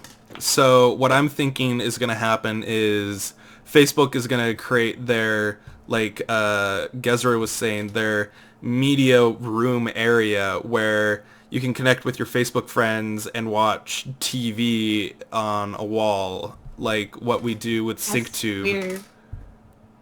Yeah, I mean, I guess it's kind of like FaceTime, and I always think that wasn't a thing, but I see every time I go to the airport, there's always like 20 people talking to their loved ones on FaceTime, and I'm like, I guess people use that. I don't know, and I wonder too because there's a lot of stuff that came out, like there's these 3D things on laptops, and there's the PlayStation Connect and all that stuff, and it didn't have people that make stuff for it, and a lot of people say that's the main reason that stuff died. If people don't if there's only like 6 experiences to have on the VR when it comes out, and you only get a new experience every few months because there's so few companies making it because they don't see profit because they have to spend all this money to make it, and there's only going to be a few people that own it. Is there going to be a point where it's like it either goes up or it goes down because of that? Because everything's about money. If you can't make money doing it. That's why I think the Gear VR is going to take off, because you use a phone. You already have your phone. And that's why... Chris is getting one for free. He is? He just pre-ordered his S7 and he gets one of those $100 ones to click his S7 into for free. Nice. So I don't know what it's you'll be able called, to use the Netflix app, and then on a one of the next podcasts, you'll be able to tell us what you think of the Netflix app. I wonder how to stream it. I mean, I guess there's not really a way to do it. I mean, with the phone, like with the regular one, there's probably tools. Yeah. But I'm very showy. I like other people to experience what I'm experiencing. It feels like VR would be very lonely unless other people were doing it with you. That's going to be a huge problem for video games. My roommate keeps saying, hey, if you want QubeTubers to get really big, get on that VR train. And then I look at like the gameplay on YouTube and stuff, and it's just like really clunky because on it, it's like 2 circles, and they've cropped the circles into a square so it would fit on the video game screen, and it really doesn't work.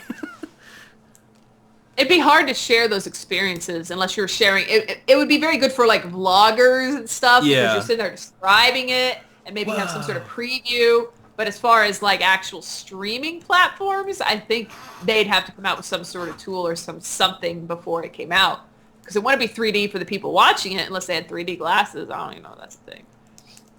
But the Vive comes out in April, actually. I believe that's before the Oculus, isn't it?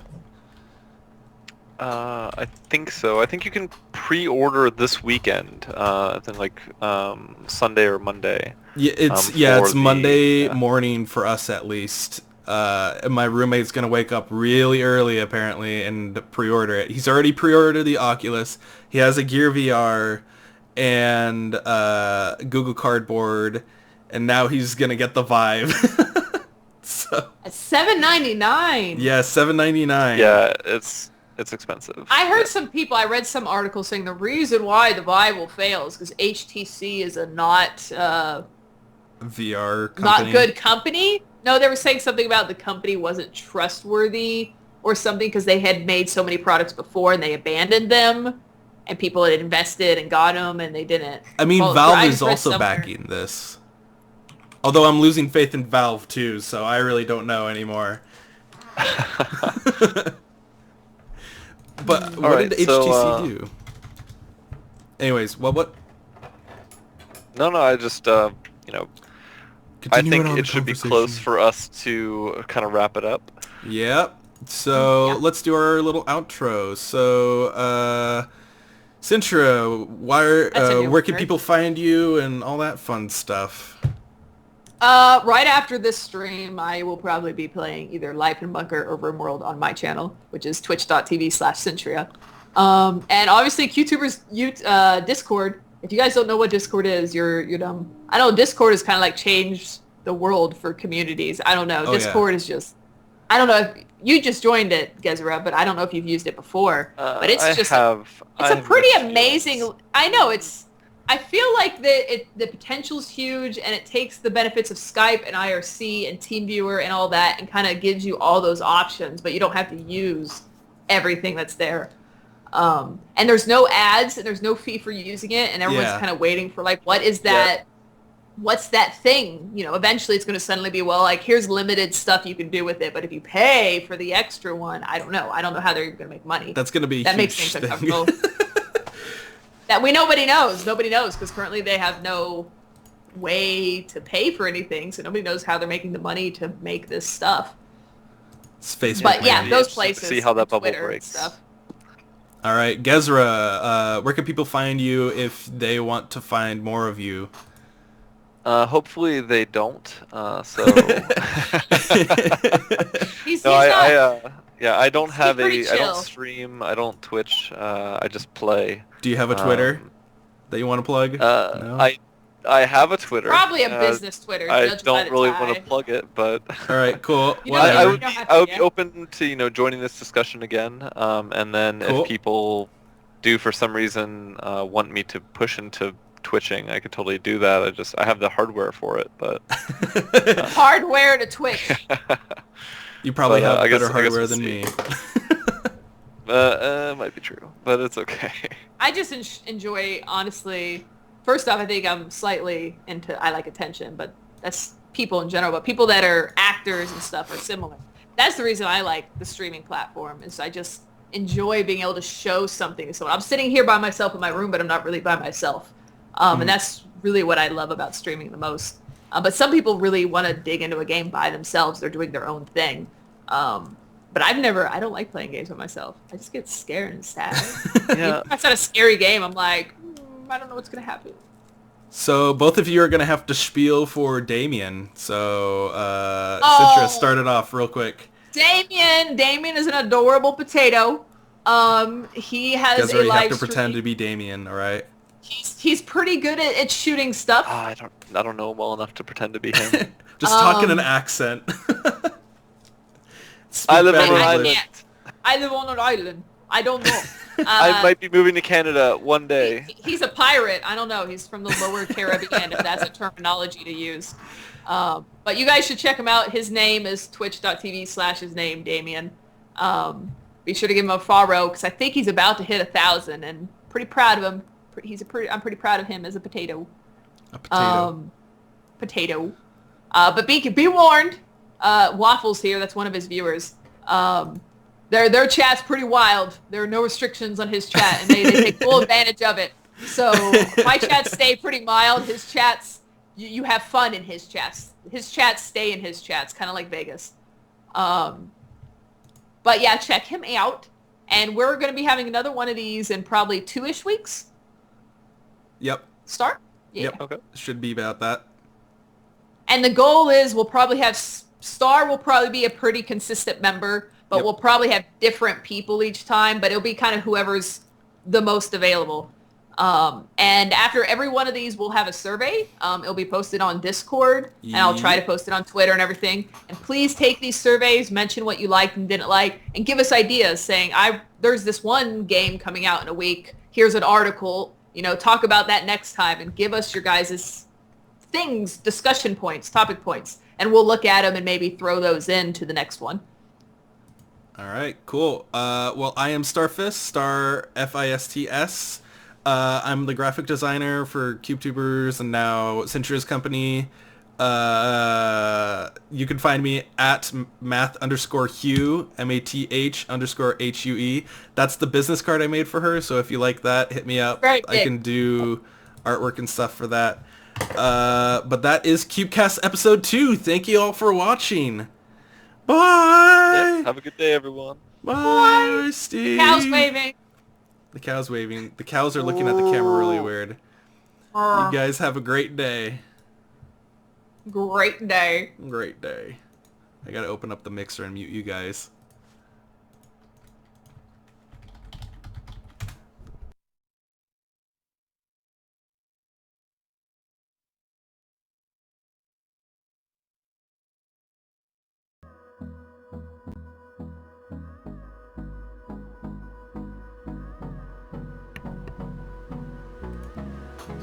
Thank you guys for watching. This has been QubeCast episode 2. I hope you liked. If you liked it, make sure to smash that follow button so you know when we're live next. We usually reserve this channel for events such as Indie Weekend that happened this last week and QubeCast. Make sure you tune in next time, about 2 weeks from now. We'll let you guys know on Twitter ahead of time, and we'll let the cast know. We'll let you know who's kind of gonna be on it. So you guys have a great day.